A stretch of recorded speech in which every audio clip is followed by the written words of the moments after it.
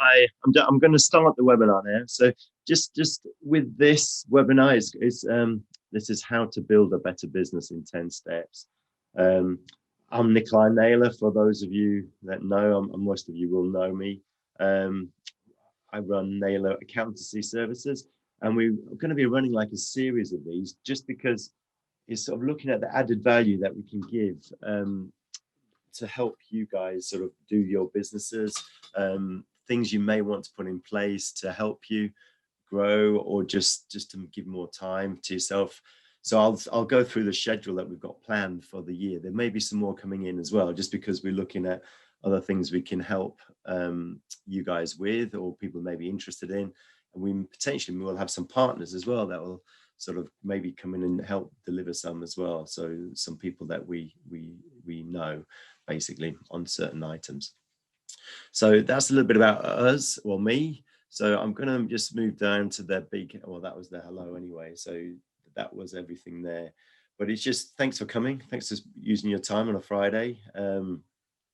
So it's just, you know, it's something that we're going to do probably every Friday for a month. So the next one's going to be in May. And then there'll be one end of May as well, actually beginning of May, end of May, and then June. So just our core purpose here in Naylor Accountancy is to be the partner, your partner in finance. The idea there, or the reason for that, is we want to help you, not just in doing the compliance, but help you with whatever you need as much as we can, basically, to try and grow through business. Because business isn't easy, especially if you are the only person in the business, but also when you have team members, it's actually equally, if not more difficult, because working with people is not always very easy to do. So, like I said, this is the first in the series. So here we actually have a Naylor Accountancy core values. Now these are key. So we have this: integrity, care, have fun, accountability, respect, growth, and excellence. And we sort of have those so that we all in Naylor Accountancy are looking to aspire to those. Anyone can talk to anybody if they don't do those core values, even myself, and say, look, you're not actually using this core value. And we also use it in HR basically. But we will actually be doing one in September, a webinar on this. Here's just a bit more on the core values here. So this is our webinar schedule. So with the webinar schedule, the first one is this one: building a better business. And sort of giving 10 tips on that basically. Then you're going to go into the 3 essential tools for business on the 7th of May. Then know your numbers in the end of May. That's more of a accounting type one, talking about the numbers that you have potentially in Xero, QuickBooks, whatever software you're using. Then getting paid, that's a credit control one in June. Then building a business well, or your business well, in July. And then we're coming into the summer season, so I'm going to probably do some recordings because I'm hoping to go away. I know, Amanda, you're in France already, but we are hoping to go to France, the Alps, but that was from last year. Hopefully that'll go over with COVID. You know, we'll be able to carry that over this year, but it may be next year, who knows? So the first one's going to be reclaiming your time, which is an apt one to do around summer. And then the 10 hats. We will really briefly cover the 10 hats in this, but that's in August. Then core values in September. I think these are key to any business. It's really easy to do. You should have a minimum of, well, not minimum, you should have probably a maximum of 5. We have 7. The maximum is 7, but ideally 5 or less. Then business planning continuity in September as well, the end of September. Then cash flow freedom. That's more on the cash flow, you know, forecast and things like that. Then 7 ways to make your business more profitable. Then a case study. And then a leadership lesson, and we'll have more probably throughout the year as well. We'll have updates on budgets, updates on anything that comes through on the accounting side as webinars. And then I'm in talks already with somebody who's potentially interested to do a sales webinar as well. So just thought for the session. So live as if you were to die tomorrow, learn as if you were to live forever, Mahatma Gandhi. Now, with this, the fact you're on this webinar is great, because being on this webinar means that you are interested in learning, because this is part of it. we will be sending this out to people because there are people who couldn't make it. So we will be sending it to them as well. So as a business owner of Naylor Accountancy, I'm actually always been so interested in helping small businesses. And I find that the most interesting thing. The compliance is there. We get on with the compliance, but in reality is those conversations that you have, which hopefully will help you and your business sort of go to the next level or whatever it is you need out of your business. So that's where we are going. So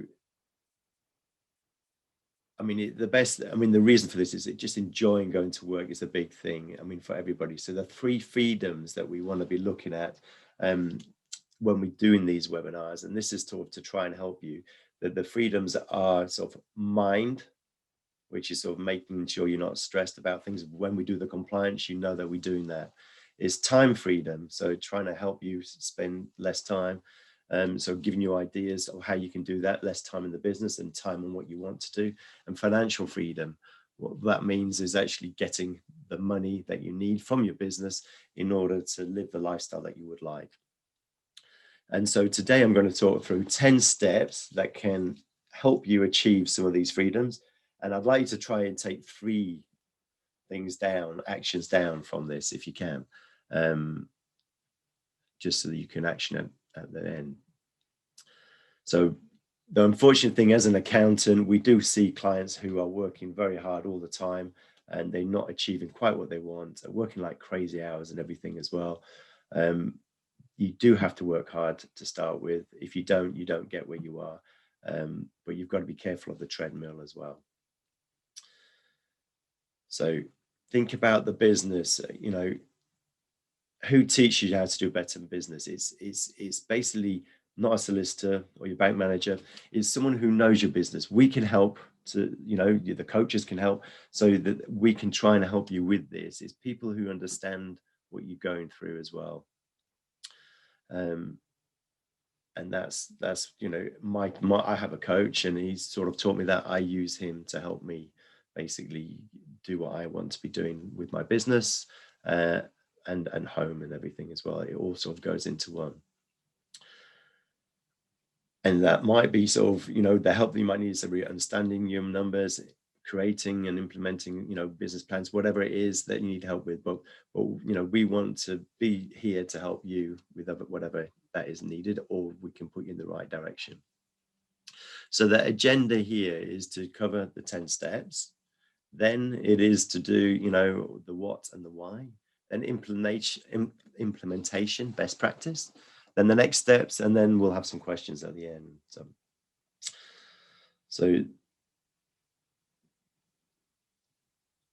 I'm going to start off with get clear exactly what you want. And this is something that has been introduced to me quite recently, actually, that this model, but it's so do what you love is sort of what it's saying here, but it's this here. So this is what it's called the be, do, have principle. Now, the be, do, have principle, we normally always start off in the red quadrant here. So the on the left, so the have. So that's normally, the prioritize, the idea is that for this, it's to help prioritize time to get the best outcome from life. That's for us all. So normally we start here on the constraint side. When I have enough time, I will be a better leader. I'll be a better, better father, better life partner. And that's what you will be. So I will have more time to actually do those training courses or whatever it is I need to do to become a better leader. So the idea there is that turning it on a head. So instead of going down this quadrant, which is what they call sort of stagnation, and that's the results one there. So instead of being here, you turn it on their head. And what you do, instead of normally starting with the constraints, you start looking at who it is that you want to be now. So who do you want to be right now? Do you want to be a better father, a better mother, leader, a life partner? And in order to do that, what do you need to do to be that person? So do you need to, try and delegate more? Do you need to spend less time working? Do you need to spend more time exercising, or whatever it is that you want to be doing, or more time with the family? So what you look at is then doing this, and try and do those changes. So instead of that, you start on the B. So you look at the B, who must I be? So if I must be a good leader or a good father, then what do I need to do? Well, I need to spend more time with my kids, basically. So you start having to spend more time so that I can have more time with the kids. So it's just turning everything on its head. And it basically just propels. So if you start being that person, acting like that person that you want to be, then you actually start propelling to get the results that you want. It's rather than sort of being stuck in when I have more time, when I have more cash flow and everything, is stopping you being able to do things. So it's just trying to change it around. There are obviously constraints in some of this, but if you haven't got enough cash for things, but it's just trying to turn it around, because time is a really big element that people haven't. So what do you need?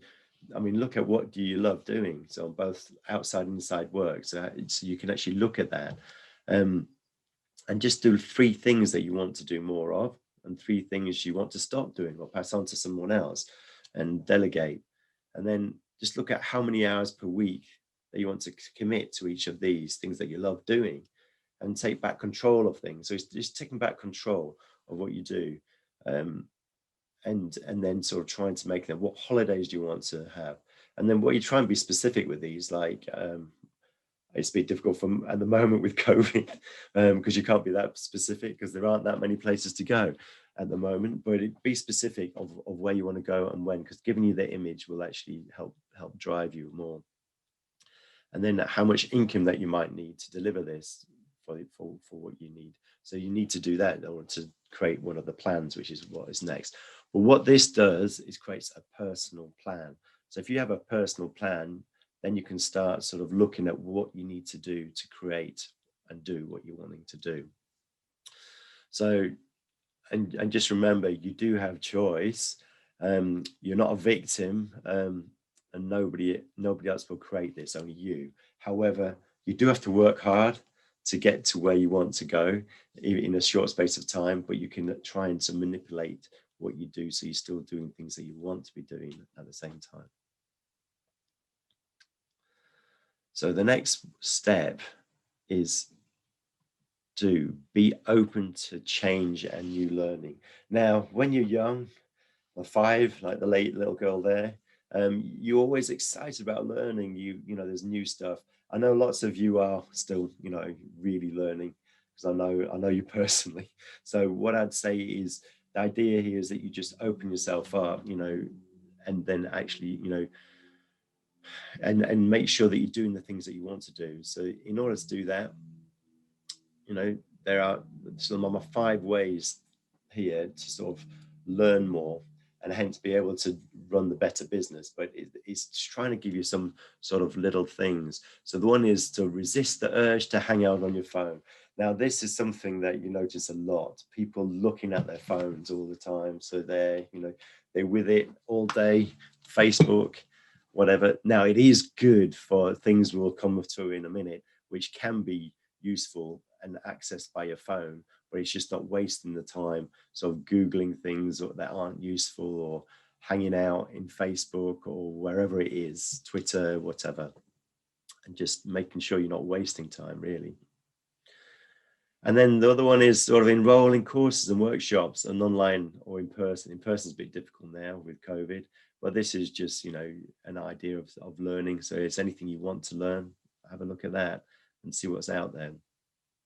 Next one, read more, listen more, YouTube, business-related content. Now, this is something I love. And I know lots of you do this as well, but there are so much content out there now, and your iPhone is actually amazing, because I mean, for here, I have an app called Blinkist that I use. So what that does is has books and does it all in 20 minutes. So I listen to, or you have loads of different leadership, you have marketing, you have website, you have loads of different things, and you have real books as well.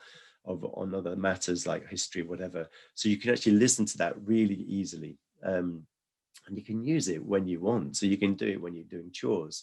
If you're listening to things, you can listen to the Kindle, not Kindle, Audible. So my tip here is that if you do like reading books, but you also like listening to things, if you get the Kindle and then get the Audible, you normally get the Audible a lot cheaper. If you have the download the book first, then you get the Kindle a lot cheaper than Audible.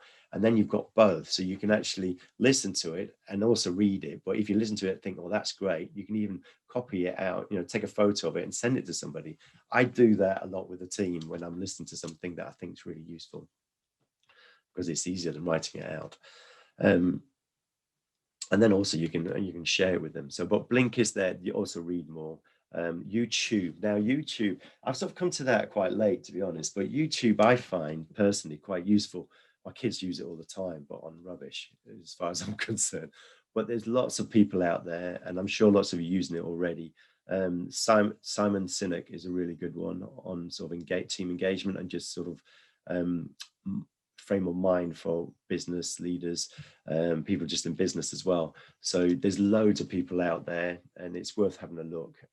If you're searching anything or you're interested in anything, look at the video part when you Google something. So that's sort of a way of sort of making it more entertaining as well for you, if you're wanting to do it. Then keep a journal and learnings and revisit. So what I do, I don't even know if I've got it with me now. I have a little, yeah, here it is. So I actually have a little black book here. So there, but it's what I do is I actually have that with me. Most places I just sort of take it around. Now it's just in case I have an idea. So if you have an idea, you can write it down so you don't actually forget it. If you are listening to things or reading things, you can write down things that you want to do and go back on them, and you can share them with people in meetings and things like that. So the idea there is it's just, you don't have to worry about forgetting something, because we all worry about it. I mean, some people say to have it at the corner of your bed so that when you wake up, if you're in the middle of the night and you have an idea, you write it down as well. So there are ways of doing that. So that just helps you revisit things and not forget. And I've got here, turn off your TV. Now, it's with the advent of lockdown, loads of people are in series of Netflix and feasting on those. So it's just getting into a habit of not just wasting time and using it, because it just suck it in if you do waste time there. I love TV. I think it's amazing. And I love Netflix and the likes, because you can actually watch the content you want when you want. And it's also good for winding down. But if you're spending hours and hours on it, there are things that might be better off that you can learn or listen to, or that might be better for you, just to sort of help develop yourself and your business. So I just goes on to one thing, is that habits, you can break them and you can create them. It's easier to break them than create them. And you have to do it 21 times before it becomes a habit. I actually just had a conversation with my wife about this week. But it's just those 21 times, and then it becomes a habit and you can't do it. There's a great book called Atomic Habits, and it's by James Clear. Now, that's a great book on the habits and just how you can do it. And you start just small. You don't have to start big. So it goes across different ways of doing that. So it is, I mean, think about what it is that you need to learn more about in the business. Is it leadership, management, sales skills? I mean, we're going to be trying to help in these webinars with certain items that we think are useful for you or anybody in business. So this will hopefully give you some little nuggets, and hopefully 3 out of this one. So that, because you're spending your time watching these, which is great. So you're actually in that zone already. But do write them down and get someone to do it. So that's the best way. So step 3. So we've done the first 2 steps. They're all about clear on exactly what you want to be doing, and then being open to change and new learning. Step 3, I mean, that's about defining where you are now, and that's like warts and all. Now, this is the step that lots of people forget. So, and it's a bit like if you're going on Google Maps, you need to know where you're going from before, you also need to know where you're going to, but you need to know where you're going from before they can actually plot that journey for you. So it's something that us business owners too often, forget to use to make a plan without, fully understanding where you're starting from. So, and I do mean warts and all. So that these are just a few things, the 5 points that I've come up with. So how aligned are your owners and leaders? So this is it's not just you in the business. It's easier if it's just you. But if you've got other people in the business, how aligned are they? So it's very easy to sometimes, not be aligned. And if you ask by someone independent, is their head, are they on the same page? I do what I call same page meeting. So with the leaders of my business, and the reason for that is to make sure we are on the same page, because if we're not, that's going to be an issue. But there's other things that we have in, to make sure that happens as well. What activity is generating current results? So what you need to do there is look at what is actually generating it. Is it how many leads you've got? Is it the proposals that you're writing? What is it that's generating? What's the average sale value at the moment? What is generating it? The actual activity, the current results that you've got. So it's a really good leadership element here. This is part of the leadership element, understanding that. Then how engaged are the team to deliver the vision? Now, the extent to which your team has brought into your plan, your culture, and your core purpose. So that's why it's key to have a core purpose that you've written up. It's core to have, it's good to, well, you should have like core values. It's because people need to buy into that. And then you need to make sure they're still always bought into it. Then you can make sure that, well, you can't make sure, you hope they're engaged. There are surveys on engagement, which we may look at some point, because I'm looking at creating those for our business, just for the engagement of the team and themselves. So without a team on board, it's very difficult to achieve leverage. So in the study on employment engagement, it basically has shown that 30% of employees in companies are engaged, 50% are disengaged, and 80% were actively disengaged, which is even worrying, actively disengaged. But it shows you 52% and only 30 engaged. So studies, there is something that can be done. And the studies also show that teams that are engaged more have a better output and outperform, the companies outperform where they are. This is like what I call the people element. Then how appropriate are your measures and reporting system? So the appropriateness of measurement and reporting system is to track everything. And the systemizing your business is good, because it means that if somebody leaves, somebody else can fill it quickly. It means everyone's doing the same thing and similar thing. You can't always systemize everything, because there's a lot of ad hoc stuff as well. But as much as possible, you can have your ways and everything. This is what I call the data element. So it's just knowing the measurements that are driving, helping your business. And then your 5 biggest vulnerabilities right now. What are they? Is it poor systems? Is it high team turnover? Is it cash flow constraints or weak balance sheet? Is it lack of time? There's many things here that they could be, but it's knowing that and then being familiar with it and not skipping it, because you do skip this at your peril, because knowing what your weaknesses are, where you are now as well, will help you make the next step. So the next step is to make a plan. So to recap, the first 3 steps: one is to get clear on exactly what you want. Step 2 is about being open to change. And step 3 is knowing warts and all, which we've just gone through. And then the next step is like I said, making a clear plan. And just remember, it's there to serve you, the business, not the other way around. And it is difficult, because I've been there, that you do work hard, you keep going and going, and you do need to make sure you are getting what you want out of the business as well. But you also have to know where you're going and where you're coming from, to make sure that you also see the progress you're making. because a lot of the time you don't think you're making progress, but you're making amazing progress. It's just that you don't see it because you see incremental steps all the way through. Because one good thing about a plan is you have a plan and then you create steps and actions all the way through the year to get you to that vision. Or we'll go through this more in a minute. So I'm losing my voice now, but so the idea here is that you have a plan and make it on one page. Two's fine, but if you try and make it on one page, we try and do that as well. And the reason is that you first of all need to do sort of like, you do need to do a budget, knowing what you need. So you look at basically what you need for the lifestyle. So how much money is it that you want to have your business a year? Then how much sales do you need? What's your profit margin? And how many sales do you need to generate and all that? You can work all that out, but work it backwards. So it starts off with what you want out of the business first. But this is creating the budget and everything. And then you can look at how many weeks you want to work a year. So if it's 46, which sort of normally is what you would do. So, with 8 days public holidays and 4 weeks holiday.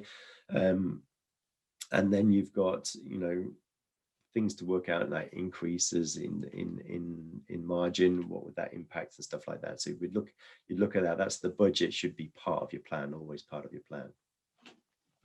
So I just need to make sure that doesn't turn off the screen. Oh. So then the next one is no more than 4 main goals. Now, I'm a bit bad at this because I tend to have a few little more, but the point there is that too many goals, you'll struggle to achieve them. So you want to make sure you're strong. And these are big goals. So this is the annual goal. And what happens is you just want to have those. So the big goals for the year, and it could be the turnover of this, it could be X number of employees, it could be X amount of profit, it could be X amount of sales. It's whatever there, but you have 4 of those main big goals.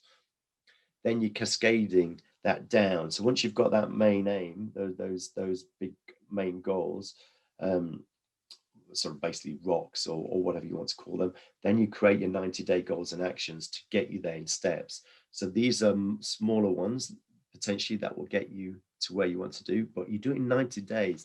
Now, you just identify actions you need to complete in order to get to the goals.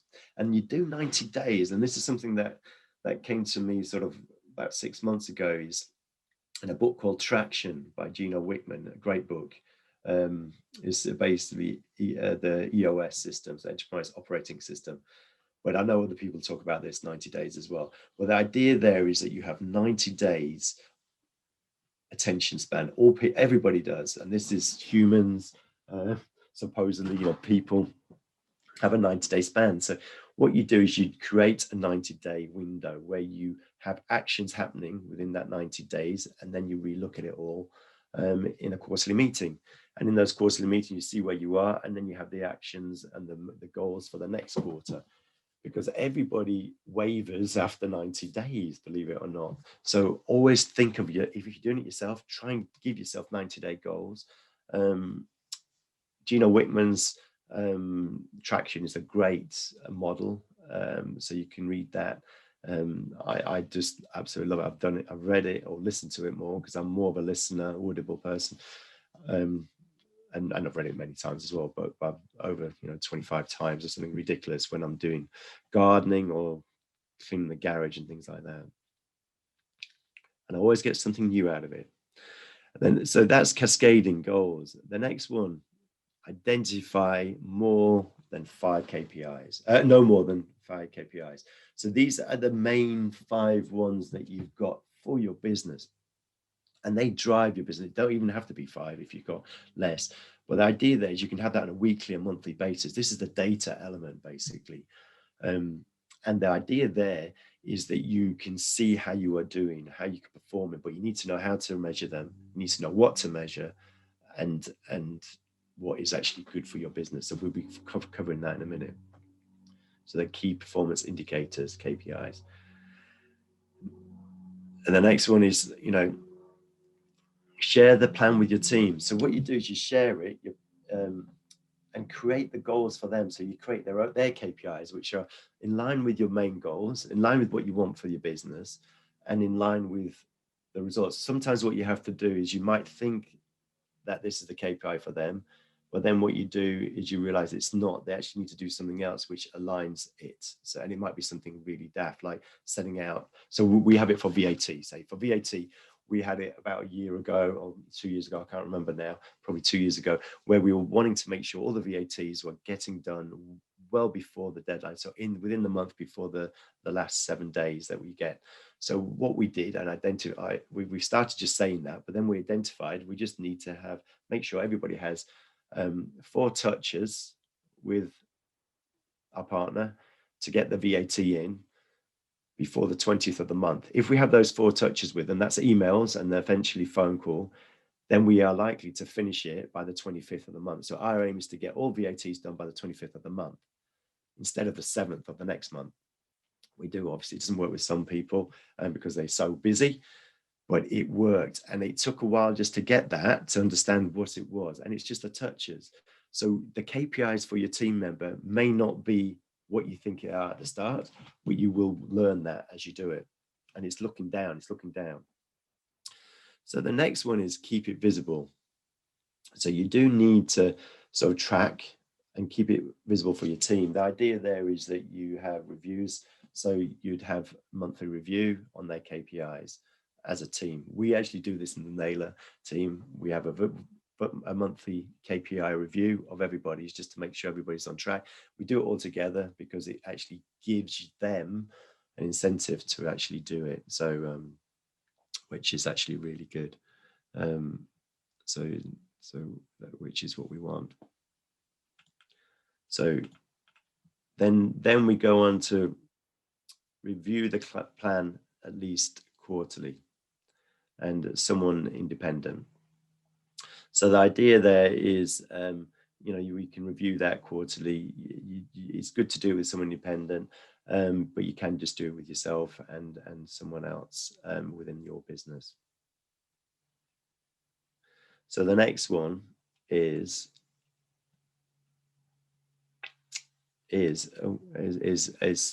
step 5, getting your organizational structure right. So the idea there is that you have here the 10 hats. So this is the 10 hats. So the structure, if you're the only person in your business, you have all these hats.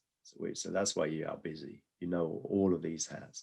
So have you, at the start, you are the shareholder of the business and the director. You do everything. When you actually grow, you will start getting people, or you may have people already to do these things, the marketing, finance, admin. And some people can have different more than one hat. But the idea is you only have one person in charge of each one of these hats. And the reason you do that is clarity on who has responsibility and their accountability. And in order to do economies of scales, you really do need this in order to do that. So then what we have here is the organizational structure. Show the department in your business. It's good to have it. It is good. Everyone knows what they're doing. They know who's reporting to who as well. So it is well worth doing. We're actually going to cover this in more detail, the 10 hats, like I mentioned at the start, in our webinar. But one person, like I say, can have multiple hats. And if you are the business owner, you are likely to have all of them to start with. And then eventually you will delegate different hats to everybody else. And it's worth reviewing your structure regularly because you may suddenly change it. The clear hierarchy, it just avoids bottlenecks as well and gives the clarity, like I say. And then here, the next step is just to be a better leader, build a stronger workplace culture. So here, just the signs of toxic workplace, because there are people who work in toxic workplace, and that is lack of trust. So lack of trust is a big one. So if there's no a sense of us and them rather than one team, one family. Oops. No core values, or people don't live into them. So the idea there is that if you don't have a core value, then people don't know what they are supposed to be doing as well. So let me just move that so that you can see that. So the core values, so hire and fire on them. So we actually hire and fire on them. So we won't, this is Naylor Accountancy, we won't hire someone unless they agree with those core values, and we'll fire if they don't agree, if they don't exhibit those core values, or they have a negative, they're negative against one. And we also do sort of reviews, HR reviews on that as well, feedback if they're not.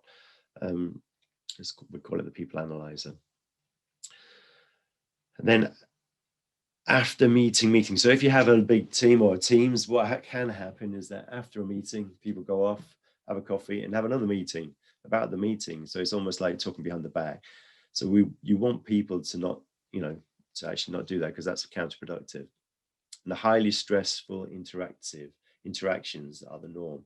So it is good to have conflict in a business. So if you've got other people, because conflict drives change, it also means that you've actually got some people are open and honest with each other. Sorry about that. But then what happens is that you just don't want that continually, because it actually drags everyone down. So team members, owners mistrust each other. So the idea there is, you need to, you don't want them to mistrust each other. Everybody should be working together. You don't want them self-serving.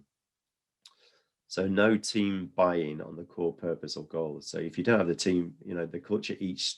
So this is where, the complete absence of purpose and goals, that actually creates this.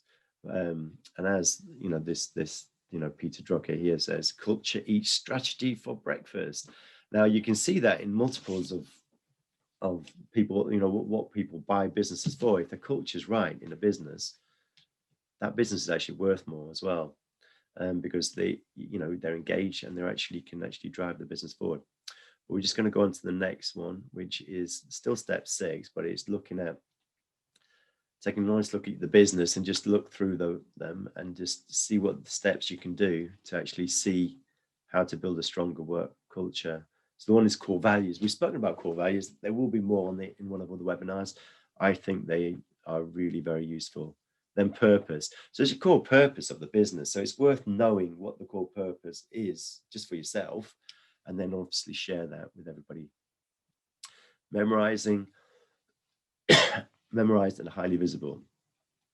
This is the core values and the purpose. So have them memorized and so when we have a huddle, I don't think I've said this already, and some of you may know that we have a daily huddle with the team, the Naylor team, and on a Friday and a Monday we have one person. It changes every time. Talks about one of the core values. We do have 7. I charge, and with that they actually give an example of something that's happened at work, or just an example full stop. But it's only 1 or 2 minutes, but it's just to embed that in. Align team goals with the business goals. I spoke about this earlier. So that the idea there is, break down your plan into goals and actions, and then for the team, and there's some of the individual goals sort of deliver the overall outcome. So you sort of break it all down, and then it comes up. So we've already spoken about that, but that's a good way to be a better leader, because you give them the right goals. Then celebrate success. Give recognition when it's needed, when there's good performance. This is something that is always very difficult for business owners or leaders, or even managers, because you always look at the negatives and try and get them right. So it is something that you should do on a regular basis. My coach, actually, he uses a gardening watering app to remind him of his team members, to actually give them praise on a regular basis. So he has it coming up and saying, "Oh, I need to water him, so I need to actually give him some praise." So he looks for something to praise him with. So that's just an insight into that. They meet the team regularly. So on that, we do have daily huddles, but that's more to take the pulse of the business, make sure that we know what's actually happening in the business there. So that's more on that. And then what the other one is one-to-ones. So key reports, have one-to-ones with them, and making sure those key reports have one-to-ones with their subordinates as well. Monthly meetings, quarterly meetings. As a leader, what you have to realize, and I've always moaned a little bit about the meetings that people do, but if you're a leader, you have a lot of meetings. It's like a surgeon, if you moan about the meetings, moaning about going into surgery, because, to the theatre, because that's what you do as a leader. As a leader, you have to bring people together. You have to make sure that they do what they need to do. And you need to make sure they have the same vision and everything that you want. And discourage after meetings. We just spoke about that. So it's discourage it. If you have more than a lot of team, you don't want them talking behind people's backs. You just want them to be open. The idea is in meetings, you want people to be open as much as possible. Stop playing favorites. If you are that one of the, you may not even realize it. Just give equal opportunity to the team members and grow and shine.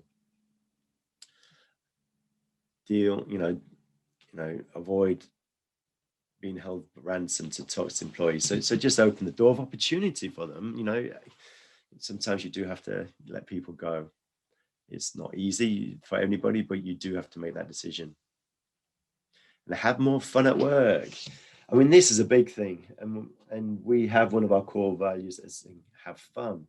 And there's a reason for that, because if people are having fun at work, they're more likely to want to come to work, and they're more likely to do a better job. So there is a reason. And we also want to have fun with our partners, our clients, because for us, that is what we do, and we want you guys to have fun as well. I'm hoping this is interesting, and I hope there's some fun element in this as well. Then get someone independent to hold your hand. So, I mean, I do have my own coach. This is just to give accountability. So it's always worth doing that if you're able to. So a coach is, this is just Tom Laundrie saying, a coach is someone who tells you what you don't want to hear, and has you see what you don't want to see, so you can be who you have always known you can be. So it's a bit like the be, do, have thing, but it does help. You want people to actually tell you what is happening, also to give you some sort of guidance as well. It's sort of a backbone, hold someone someone's you accountable to them as well. It can. The problem with a life partner and a friend is, although my wife is very critical, is that they're not always hard on yours, on you. So sometimes a coach is better. So that's it. So it's just interesting, if you do use a coach, how that works for you as well. So building a strong networks. Now, this is a little bit difficult now in COVID times, unfortunately. But most of the businesses that we have are sort of generated from referrals a lot, depending on the business. But the majority of businesses have that as referrals. And the way you do that is actually, by having a stronger network. And these referrals could be online, groups and things that you do as well. So consider life value of a client. So what you want to do is look at the value of a client. What is the lifetime value of one? So what is it worth to you of a client? If depending on what that lifetime is on your product or service that you are doing, there's difference in value. Identify complementary businesses. So you can look at what businesses work well with you and would potentially be able to refer people into what you do, and you can potentially refer people from your business to them. So, or you can just simply use that as more, if you meet regularly, just you can be a social thing as well. Give more referrals. Basically, focus on referring more work to your network than you seek to return. So what happens there, supposedly, a lot of the time, and I have seen it happening, but it is the law of reciprocity. So the more you help people, the more they want to help you as well. So it works for us, and I'm sure it works for you guys as well. So it's a way of helping others, and they help you, basically. It's also good to help. You always feel good when you're helping people as well. Find out where your target market hangs out. So, and this is the same with everybody, is it BNI? Is it the Chambers of Commerce? Is it a Rotary? Whatever that is it online? Especially now with COVID, everything's online. Hopefully that's all opening up soon. Get involved with non-profit organization and take your team there. So what that means is, choose something that your team are interested in. It could be a sports club, but and it's not to peddle the wares. It's literally just to attend these clubs and wear the brand, the clothing, just have fun. So with your team, if you've got a big enough team, and just so they get, people get to know you, and it just helps you building a better network. And just, I mean, they hopefully one of these ideas, you may be doing all of them, you may be doing some of them, but there may be some ideas here, and there may be other ideas that you have as well. Please do share them with me. So monitor your progress. So step 9 is monitoring your progress. So this is, basically driving the 3 things that you look at the dashboard right now. So if you're driving, you look at 3 things: the speed, your fuel level, and your temperature. So the idea there is a business. So you want to have 3 to 5 things that you look at and monitor on your business. And the reason there is it just helps you have a canary in the mind. So if things are going wrong, if things are going as you want it, it shows you how they're doing, what you might need to do something extra. Or if it's going down somewhere, you might need to just add a little bit more activity or expenditure in some marketing to push it going another way. So it really does help make decisions. So yeah, so first, you just need to understand which KPIs are the greatest influence and ability, for you to achieve your goals, which we sort of spoke about. And it all depends what you are. So if you're a professional firm, it might be the average hourly rate invoiced. And and it's not your timesheet, it's just an hourly rated invoice. And it might be, for contracting firms, it might be something like the gross margin for any job, or retail, or that average transaction value on the day or week.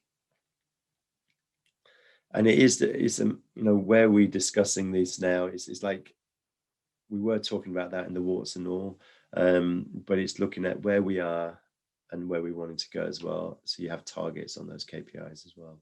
So just try and choose no more than 5 to measure. And then next work out the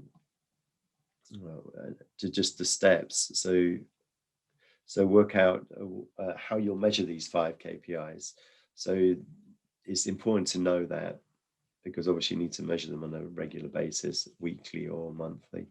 And then if it is average income per client, you need to measure the revenue on a rolling 12-month basis and divide it by the number of clients you have.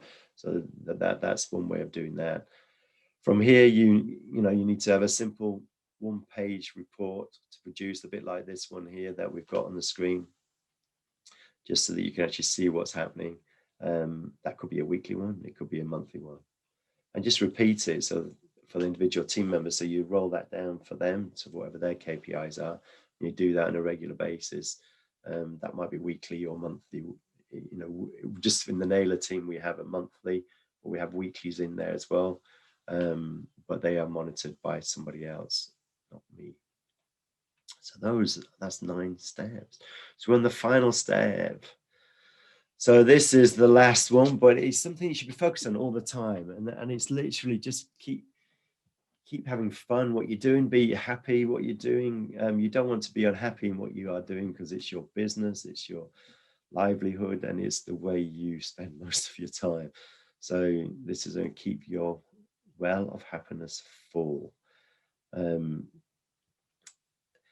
Yeah, and it's just it's just like an airline team. They tell you to put on the oxygen mask for yourself first, and then you need to look after the others' time. But this is you making sure that you are happy, you are fine, then the rest of your team will be. So you do need to make sure you are fine, and that could be doing things that, like we mentioned, that you want to do, that you enjoy doing, like dancing, yoga, or taekwondo for me, or, exercise, spending time with the family, whatever that may do, dog walking, whatever it is. Make sure you spend that time to keep that. We've spoken about that at the start, with the be, do, have. And then the most thing, and just make sure that you do that. So like it says here, life is short, smile while you still have teeth. That always reminds me of my granny. And of course, you do have time. You like we all have time. So like Einstein and Helen Keller, they had time, but they were saying, you choose not to spend your time on these happiness activities. So you need to choose time to spend on them. If you don't, then you will be unhappy and everyone else will be unhappy. I'm sure I'm just saying it to the converted already anyway. So the idea there is just, you make a log of every time that you do these activities, a journal, until they become ingrained as a habit. If they're things that you're not doing now, that, like I mentioned, 21 times, you need to do it before it's an actual habit. And like I said, Atomic Habits by James Clear is a really good book to actually read, to actually help you create those habits that you want. And you just start small, very, very small. Now we're moving on to just summarizing. So we've got the 10. So it's just get a clear exactly what you want. Be open to change and new learning, which by even being here, you are. Define who you are now, what's and all. Make a plan and try and make that just a 1 page, 2 page max. Get your organizational structure right. So get that right. You may have all the hats if it's just you, but if there's more people, then you just see who they are, and you may have more than one hat for each person initially, and then as you grow, you will potentially be pushing those hats out. Be a better leader. Build a stronger workplace culture. So we've talked about what you don't want and what you do want. Get someone independent in to hold you to account. That's a good one to just make sure you are going the right way and someone is talking with you. Build a strong network or network. So that's just, communicating with other people and getting people to know you, and then referring as much as you can in those networks. Monitor your progress, so the data. So make sure you do that. And that's your team members going down. And then keep your wealth, happiness full. So keep happy. Keep trying to. There are ups and downs, and any business, and as a business owner, you know that. But you always have to have that optimism to keep pushing forward. So just next steps. So how can we actually help you? There are things we can help you with. You can do all this yourself, obviously, but there's a business plan. So we can help you with the business planning, the 1 step or the 1 page plan, the cash flow forecast and budget, things like that. There's quarterly board meetings that we're offering, and there's a complimentary client review. Now, this is something you can just have with me. We sort of going to start doing that once a year more. And that's where we sort of talk about your goals and everything. So if you want one of them, just let me know. We can book that in straight away. And then there's a proactive accounting meeting, and that's for people who basically aren't with us yet, but we can have a conversation about things and see how we may be able to help and going forward and what goals they have. Oh, bless me. Sorry. So actions and projects. So here, I hope you've managed to write 3 things down. So the biggest thing when you do these sort of things and is we call them FTIs, failure to implement. That's the problem with most businesses. They have loads of ideas, loads of good intentions, but there is failure to implement. And that's because if you don't write them down, the actions don't happen. So you really do need to write them down. And just think of 3 actions you could potentially take from this that would help you. I hope you have got 3. And I hope because thank you for spending your time. And doing nothing is not really an option for most people. You always have something to do, and always write them down. So that's the actions. So are there any questions, Mandy? If you are there, if you want any questions. So you may not.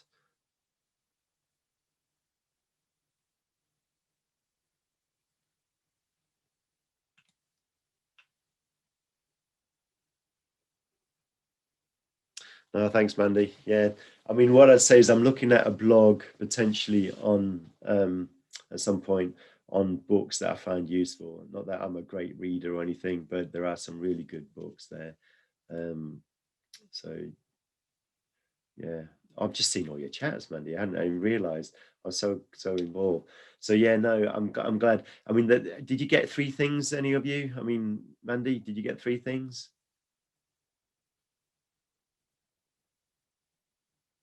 And I'm sure, like you said, you've basically, it's a reminder. This should hopefully be a reminder of many things that you're already doing. So that's great.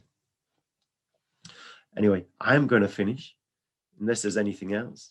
But thank you very much, everybody. And what I'd say is look out for the next ones. We're going to be sending them out. People have requested this to be sent to them. So we will be looking at sending this out to everybody as well. And it'll go on our YouTube channel as well, which is hopefully going to get more to its vault and hopefully of some interest to you. All right, take care and have a happy Friday. Have a good weekend and enjoy the beautiful weather we've got. And oh, Mandy, I hope it's good there in France as well. Cheers, Mandy. Take care. Bye. Bye.